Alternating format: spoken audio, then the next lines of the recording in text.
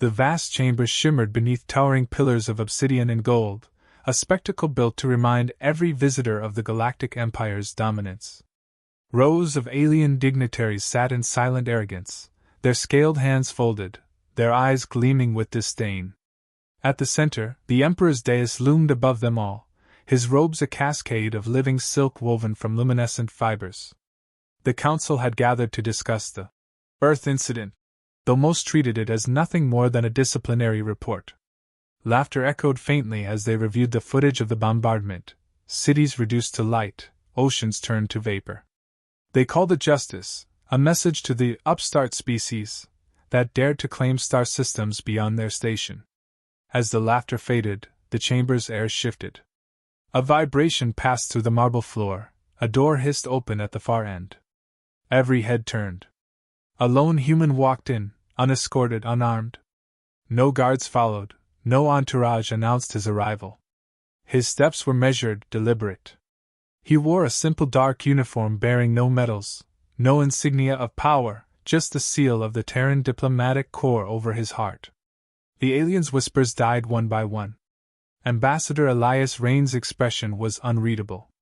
He did not bow, did not glance at the Emperor's throne, did not seem to notice the thousands of eyes fixed on him. The Emperor's lips curved into something between amusement and cruelty. "So," he said, his voice amplified through the crystalline acoustics, "the humans finally send their mouthpiece. Come to plead for mercy, perhaps? Or to beg for relevance?" Rain's tone was calm, almost soft. "Neither." The word hung in the air like static, absorbing the silence around it. He reached into a small case and withdrew a compact device, pressing it once. A holographic projection bloomed across the center of the chamber, a rotating globe, its surface blackened and cracked. Earth. Cities smoldered, oceans bled steam, clouds burned crimson. The chamber dimmed as the council watched in stillness. "This," Rain said evenly, "is the result of your order." His voice carried no tremor, no accusation. It was the tone of a man reciting fact, not grief. "You called it a cleansing. You called it necessary." He turned his eyes toward the Emperor, unflinching. "You attacked our home?" For the first time in memory, the council fell utterly silent. The Emperor's sneer faltered. The hologram flickered, showing fragments of light, human cities before impact, children watching the sky, a mother clutching her child as the atmosphere burned. Rain's face didn't change. His gaze remained steady, focused, almost detached. The council's amusement drained away, replaced by unease. There was no plea for forgiveness, no threat, only truth, spoken like a sentence already passed. The Emperor leaned forward, trying to reclaim dominance through arrogance. "We acted within law," he declared. "You violated our borders, ignored our decrees. The loss of one world is the price of defiance." Rain's voice was quiet, but his words struck harder than any weapon. "Earth is not a world. It's humanity. And you have made an error you will not live long enough to repeat." Gasps rippled through the chamber. Guards shifted, but Rain didn't move. His stillness carried more weight than any show of anger. The Emperor laughed again, though there was unease beneath the sound. "You threaten the Empire?" Rain tilted his head slightly, as though considering the question. "No," he said. "I inform it." He deactivated the device. The hologram collapsed into a single blue spark, then vanished. The room felt smaller now, the air heavy. The Emperor tried to mock him, but his words faltered under that unwavering human calm. Rain turned to leave, each step echoing like a clock counting down. Behind him, whispers filled the void he left. The counselors muttered about retaliation, about wiping the remnants of humanity from the stars. But none spoke above a whisper. None could shake the image of a species that faced annihilation not with despair, but with silent composure. At the threshold, Rain paused. Without turning, he spoke one final line. "You think destruction ends us. It only defines who we become." Then he walked out, leaving behind a silence that no one dared break. Long after he was gone, the Emperor sat motionless, claws digging into the armrest of his throne. The air felt colder, the light dimmer. Somewhere deep within his chest, a sensation unfamiliar to his kind began to stir, not fear of death, but of something worse. A realization that they had not destroyed humanity at all. They had awakened it. And far beyond the Empire's heart, across the scarred world they had bombarded, humanity began to rise in unison, quietly, efficiently, and with purpose. But that moment, that single sentence spoken without rage or weakness, would echo across every hall of power in the galaxy. It wasn't a declaration of war. It was a reminder of consequence. And for the first time, the Empire's arrogance began to tremble. The fires that once burned across Earth had faded, leaving behind a planet covered in ash and silence. Cities lay in ruin, oceans carried the taste of metal, and the night sky glowed faintly from debris still falling through the atmosphere. Yet there were no riots, no cries for vengeance, only quiet resolve. Humanity did not mourn with noise, it rebuilt in silence. Across continents, the survivors gathered not to weep but to work. Beneath the cracked spires of old nations, leaders met without ceremony and without ego. The Terran Accord was born not through politics, but necessity, a single unified will forged from tragedy. The first factories reopened within weeks, their forges reignited by hands that trembled from exhaustion but never stopped moving. Military academies turned into research hubs. Mining colonies began producing alloy for orbitals instead of commerce. The language of humanity changed. Words like revenge disappeared, replaced by restoration and preparation. Engineers designed warships in underground silos. Artificial intelligence networks coordinated logistics with precision that frightened even their creators. Every resource, every calculation served one purpose: never again. From orbit, the scars of bombardment were visible even as reconstruction began. Yet to those watching from the Empire's distant observatories, Earth appeared quiet, too quiet. The Empire's analysts reported no mass mobilization, no fleet movements, no diplomatic protests. They assumed the humans were broken, their spirit extinguished. Imperial broadcasters filled the void with mockery, calling Earth a burned stone of extinct mammals. Across alien networks, commentators laughed about the futility of human ambition. Their propaganda declared the war finished before it had even begun. What they failed to understand was that humanity had stopped speaking altogether. The Terran Accord's intelligence division erased their communications from galactic channels. Space traffic ceased. Docks once filled with trade ships were emptied, their registries deleted. Entire cities moved underground, producing without broadcasting a single signal. The silence wasn't surrender, it was camouflage. Rain's message to the Emperor's court spread among humans like a spark in dry grass. "You attacked our home?" Those 4 words became the creed of a generation. Soldiers engraved it into armor, pilots whispered it before takeoff, engineers coded it into the boot sequences of warships. It wasn't a slogan. It was a memory, one that turned grief into focus. Humanity's greatest weapon wasn't technology or numbers. It was purpose distilled to its purest form. Months passed. The Empire's fleets expanded their patrols around Sol, ensuring no resurgence could threaten their border. They mocked the silence, sending broadcasts of contempt. The apes cowered behind their smoke. But their confidence began to waver when long-range sensors detected strange anomalies at the edge of human territory. Mining outposts that once transmitted regular shipments had gone dark. Patrol ships sent to investigate vanished. No wreckage, no distress calls, just absence. In the Empire's intelligence archives, fragments of intercepted data began to surface: distorted energy readings, gravitational disturbances, and fleeting glimpses of shapes too coordinated to be natural. Imperial admirals dismissed it as background noise. They had seen primitive rebellions before. They had never seen humanity prepare. On Earth's lunar surface, a new kind of vessel was being assembled, massive hulls forged from tungsten composites, powered by drives no alien scientist could identify. There were no press releases, no parades. Only the hum of creation. Every craft bore the same inscription near the command module: "Remember Earth." Elias Rain's whereabouts became unknown to the public, but within the accord, his voice guided the reconstruction. "We respond not as victims, but as the consequence of arrogance," he told the council. "They believe strength is in domination. We will teach them what strength truly means."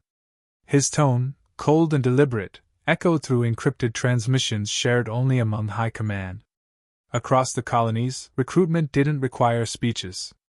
Humanity's unity wasn't commanded, it was instinct. The young trained without resentment, the old built without hesitation.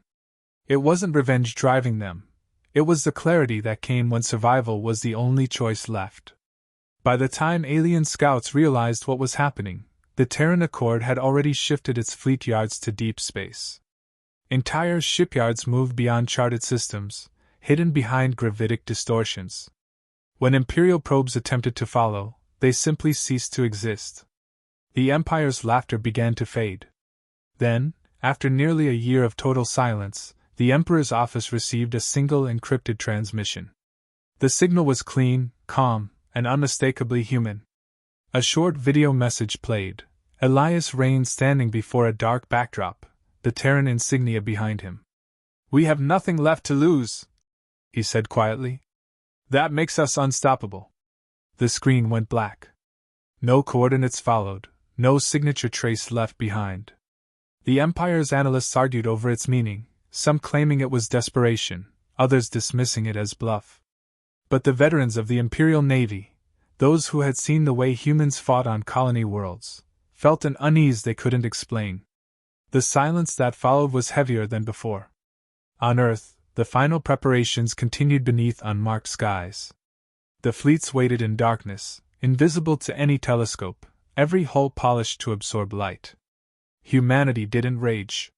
It didn't announce. It simply aligned its purpose with inevitability. And in the quiet before the storm, every human, soldier, scientist, or diplomat, understood the same truth: the Empire had no idea what it had unleashed. The Empire's frontier burned before its admirals understood what they were facing. Reports arrived too late, intercepted by static and silence. Outposts that had stood for centuries simply vanished from the grid.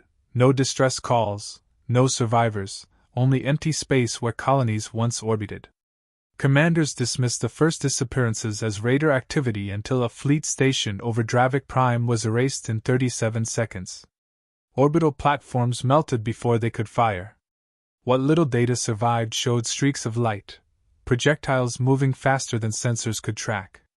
Across the Empire's communication channels, disbelief turned into confusion. How did they bypass the shields? What weapon could hit through atmosphere? No one could answer.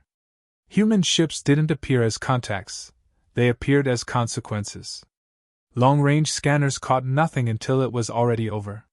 When visual footage finally emerged, it showed vessels unlike anything the Empire understood, matte black hulls absorbing light, no energy signatures, no comms chatter.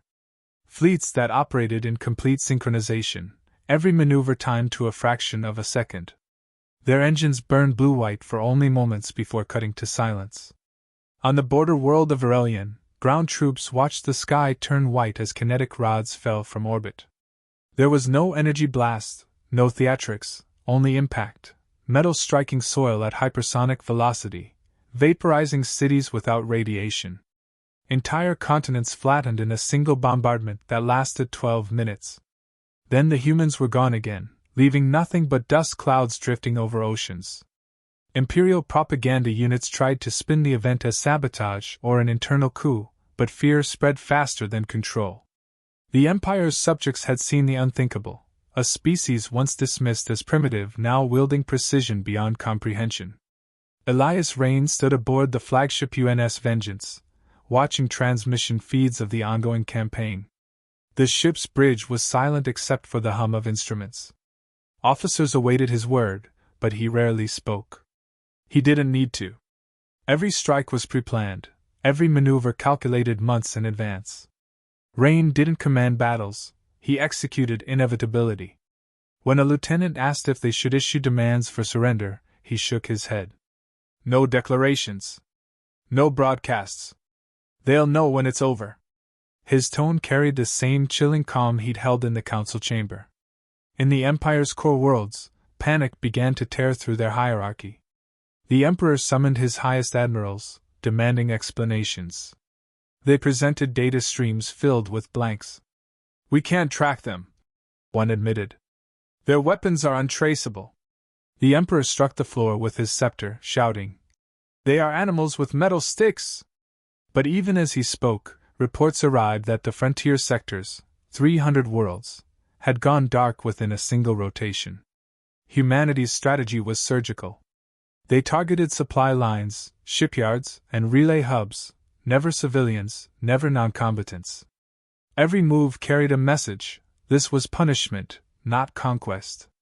Captured Imperial officers spoke of attacks that came without warning or mercy but also without cruelty. No torture, no desecration, only precision. The psychological effect was devastating. Empires thrived on fear, yet here was an enemy that didn't seek to terrify. It simply erased obstacles with mechanical indifference. As the offensive expanded, human fleets began transmitting encrypted warnings on all frequencies. "Evacuate military installations. Civilians will not be harmed." The clarity of those transmissions chilled even neutral observers. The humans were making a point that moral restraint was not weakness but control. Worlds that ignored the warnings ceased to exist within hours. Those that complied found orbiting satellites left behind broadcasting a single message in hundreds of languages. "This is what you brought upon yourselves." In hidden councils, alien leaders debated joining the fight, but hesitation ruled them. The Empire had always been untouchable. Now, it was the hunted. And the hunters didn't speak. Their silence became more terrifying than any declaration of war. The broadcast stopped altogether after the 100th world fell. Even the Emperor began to avoid public appearances, his confidence eroded by the steady rhythm of disappearance. On the Vengeance, Rain observed the data feeds, patterns of destruction unfolding exactly as calculated. His aide whispered, "They'll call us monsters." Rain replied quietly, "They already did when they burned Earth. Now they learn what that word means." Within months, the Empire's borders collapsed. The once proud fleets were reduced to debris fields, their admirals stripped of command by the sheer impossibility of resistance. In the void left behind, humanity advanced without celebration, without triumph. Each victory was treated as a necessity, not glory. They weren't conquering, they were ensuring that no one would ever strike first again. The Emperor's final transmission was intercepted by human intelligence. It contained only a single phrase. "They are not at war. They are correcting history." Those words spread quietly through the galaxy, whispered by refugees and soldiers alike. And at the center of it all, Elias Rain remained expressionless. When asked by his officers what the next target would be, he only said, "We follow the sequence. Every system complicit pays its due. We stop when there's no one left to misunderstand us." In that moment, the galaxy finally understood what the Empire had unleashed. Humanity was not conquering territory, they were redefining consequence. The Emperor's throne room lay in ruin, its grand marble pillars cracked, banners torn from their mounts. Outside, the once mighty capital world hung beneath the shadows of a human armada. Thousands of Terran ships surrounded the system, positioned with geometric precision, engines dark, weapons silent. The invasion everyone expected never came. Instead, a broadcast shimmered to life across every channel, every planet, every ship in the Empire's range. A human face appeared, calm, expressionless, illuminated only by the insignia of the Terran Accord. Elias Rain's voice was steady, free of anger or triumph. "The war is over," he said. "You wanted us gone. We are still here. You wanted us silent. Now the galaxy listens." In every imperial city, civilians gathered to watch. They expected vengeance, perhaps annihilation, but the message carried neither rage nor mercy. "Humanity does not seek your extinction," Rain continued. "We seek your understanding. We strike not to destroy, but to end what began when you decided that dominance meant power." His tone never rose, his eyes never wavered. The speech wasn't broadcast for applause. It was a warning written in the language of restraint. From the Emperor's balcony, the view of the skies was haunting. No light, no movement, only the black silhouettes of Terran ships, motionless and patient. The Emperor's advisors whispered of negotiation, surrender, desperate pleas for truce. Pride had drained from them, replaced by something they had never known under their own rule: dread. When they tried to hail the human flagship, no response came. They realized too late that humanity had already decided the outcome. Hours passed. Then the fleets moved as one. Not toward the planet, but away from it. Orbiting satellites flickered to life, transmitting a single repeating phrase across every channel: peace is offered once. Never break it again. The capital was left intact, untouched by bombardment, its armies still breathing but paralyzed by humiliation. The Empire had expected extermination, yet what they received was far worse, a mirror reflecting their own arrogance. In the following weeks, worlds that once swore loyalty to the Emperor began to defect. Some sought protection under the Terran Accord, others simply refused to obey Imperial commands. Without firing another shot, humanity fractured the greatest regime in the galaxy. What centuries of rebellion couldn't accomplish, humanity's restraint achieved in silence. The idea of invincibility that had held the Empire together disintegrated under the weight of one truth: the humans had shown mercy because they could afford to. Diplomatic envoys from neutral species arrived in orbit over Earth to plead for alliances, fearful of becoming the next lesson. They were met with quiet hospitality, but no promises. Humanity was not building an empire, it was building deterrence. Rain addressed them personally, his presence calm, his words stripped of theatrics. "We will not rule you," he said. "We will not enslave or conquer. But understand this: if harm ever reaches our home again, there will be nothing left to negotiate." His tone left no room for doubt. Whispers spread through the galaxy, stories retold in hushed tones. Children of alien races grew up hearing the phrase "you attacked our home" as a warning passed between generations. Entire academies studied the human campaign not as warfare but as psychological transformation, a civilization that had turned grief into logic, emotion into precision. The term human became synonymous with inevitability. In the Empire's shattered remnants, former generals argued over what humanity's endgame was. Some said conquest, others said revenge.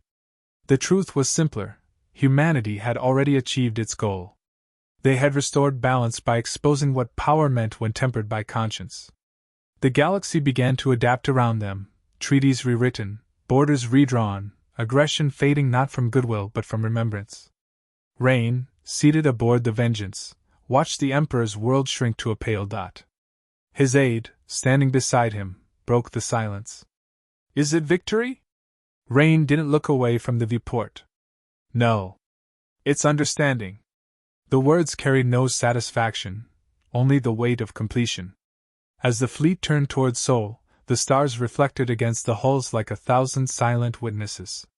Humanity's message had spread farther than any weapon could reach: control through restraint, power without cruelty, vengeance without corruption. They had shown the galaxy what peace looked like when born from fire. The transmission that ended the campaign played once more, replayed endlessly across abandoned Imperial networks.